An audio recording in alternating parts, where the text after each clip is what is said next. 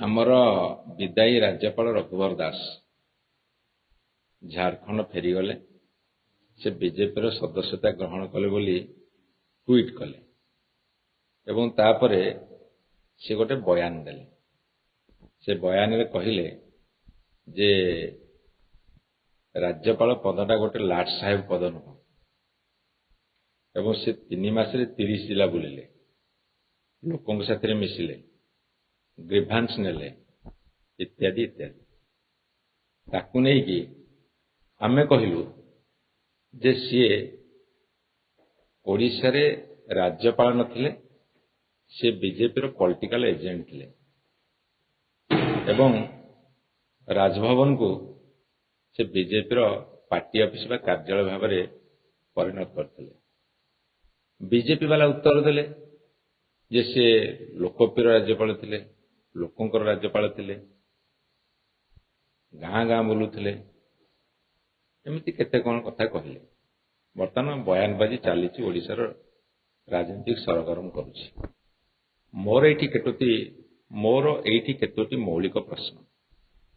ଗୋଟେ କଥା ହେଉଛି ଯେ କାହାର ପୁଅ ଯେତେବେଳେ ଗୋଟେ କ୍ରାଇମ କରେ ସେତେବେଳେ ତାକୁ ପନିଶମେଣ୍ଟ ହୁଏନି। ଯେମିତି କଥାରେ ଅଛି, ପଣ୍ଡିତ ପୁଅ ମାଙ୍କଡ଼ ମାରିଲେ ଦୋଷ ନାହିଁ। ସିଏ ଓଡ଼ିଶାର ତାଙ୍କ ଅଫିସରେ ଚାକିରି କରୁଥିବା ଜଣେ ବ୍ୟକ୍ତିଙ୍କୁ ତାଙ୍କ ପୁଅ ମାଡ଼ ମାରିଲା, ଜୋତା ଚଟେଇଲା, ଅକଥନୀୟ ନିର୍ଯାତନା ଦେଲା। ସିଏ ଗଣମାଧ୍ୟମ ଆଗରେ କହିଲେ, ପୋଲିସରେ ଏଫଆଇଆର ଦେଲେ, କୌଣସି କାର୍ଯ୍ୟାନୁଷ୍ଠାନ ନିଆଗଲା ନାହିଁ। ଏଇଟା ଲୋକଙ୍କର ରାଜ୍ୟପାଳଙ୍କର ପୁଅ ନା ଲାଟ ସାହେବଙ୍କର ପୁଅ? ସେ ଉତ୍ତରଟା ସେ ରଖିବେ। ଏବଂ ସାରା ଓଡ଼ିଶା ବୁଲିଲେ 3 ମାସ ଭିତରେ, ବହୁତ ଗ୍ରିଭାନ୍ସ ଆଣିଲେ, ଲୋକଙ୍କ ସାଥିରେ ଯାଇକି ମିଶିଲେ। ହେଲା ଆମ ସରକାର ଥିଲା, ତାଙ୍କ ଗ୍ରିଭାନ୍ସ ସହିତ ଶୁଣି ନଥିବେ। ମୁଁ ତ ପ୍ରଥମରୁ କହିଛି ଯେ ରାଜ୍ୟପାଳ ଗାଣ୍ଡୁଏ ମାଟି ପକାଇବାର କ୍ଷମତା ନାହିଁ। ରାଜ୍ୟ ସରକାର କରନ୍ତି, ମୁଖ୍ୟମନ୍ତ୍ରୀ ମନ୍ତ୍ରୀ ସରକାର କରିବେ, ରାଜ୍ୟପାଳଙ୍କ ସେ କ୍ଷମତା ନାହିଁ ଆର୍ଥିକ ନିଷ୍ପତ୍ତି ନେବାର, କାହାକୁ ଅନୁଦାନ ଦେବାର। ହେଲା ସେ ଗ୍ରିଭାନ୍ସ ଆଣିଲେ, ଭଲ, ଲୋକଙ୍କ ପାଖକୁ ଗଲେ, କିଛି ଅସୁବିଧା ନାହିଁ।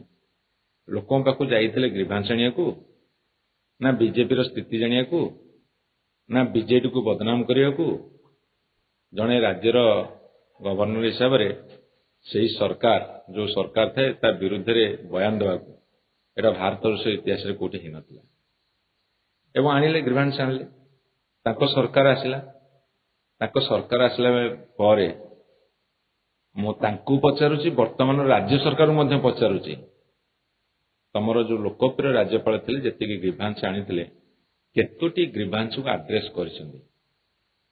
ତାଙ୍କ ସରକାର ତ ଆସିଲା ନା, ସେ ଯୋଉ ପଲିଟିକାଲ ଏଜେଣ୍ଟ ଯୋଉ ପାର୍ଟିର ହେଇଥିଲେ, ଏଇ 7 ମାସ ଭିତରେ ସେ କେତୋଟି ଗ୍ରିଭାନ୍ସ ଆଡ୍ରେସ କରିଛନ୍ତି, ସଲ୍ଭ କରିଛନ୍ତି? ଏବଂ ମୁଁ ତାଙ୍କୁ ଆଉ ଗୋଟେ ପ୍ରଶ୍ନ ପଚାରୁଛି, ତାଙ୍କୁ କ'ଣ ପ୍ରମ୍ପଟିଂ କଲା ଯେ ସେ କହିଲେ ଯେ ଲାଟ ସାହେବ ପଦ ନୁହଁ? ଆମେ ପ୍ରଫେସର ଗଣେଶୀ ଲାଲଙ୍କୁ ଦେଖିଛୁ। ତାଙ୍କୁ ଯଦି ଓଡ଼ିଶା ଲୋକଙ୍କୁ ପଚାରେ ଯେ ଭଲ ରାଜ୍ୟପାଳ କିଏ, ତାଙ୍କୁ ଏତେ 100ରୁ 100% ମାର୍କ ଦେବେ। କିନ୍ତୁ ଯଦି ଓଡ଼ିଶା ଲୋକଙ୍କୁ ପଚାରିବ ରଘୁବର ଦାସ କିଏ, ଲୋକ 100ରୁ 10% ମାର୍କ ଦେବେ କି ନାହିଁ ମୁଁ ଜାଣିନି। ସେ ଯଦି ଧରାଧରି କରିବେ ବି ତଥାପି 30 ମାର୍କ ପାଇବେନି, ପାସ୍ ମାର୍କ ପାଇବେନି। ଏବଂ ଆଉ ଗୋଟେ କଥା ବିଜେପି ସରକାରକୁ ମୁଁ ପଚାରିବାକୁ ଚାହୁଁଛି, ଯାହା ବିଜେପିର ବନ୍ଧୁମାନେ ଯୋଉ ବୟାନବାଜି କରୁଛନ୍ତି, ଲୋକଙ୍କର ରାଜ୍ୟପାଳ ଥିଲେ, ତାଙ୍କୁ ତଣ୍ଟିଆ କ'ଣ ପାଇଁ ଦେଲେ? 5 ବର୍ଷ ତ କାର୍ଯ୍ୟକାଳ ସରିନି, ନଙ୍ଘା ତଣ୍ଟିଆ ଦେଇ କାହିଁକି ବିଦା କଲେ? ସେ କାରଣଟା ବର୍ତ୍ତମାନ ବିଜେପି ଭାଇମାନେ ଟିକେ ସ୍ପଷ୍ଟ କରନ୍ତୁ।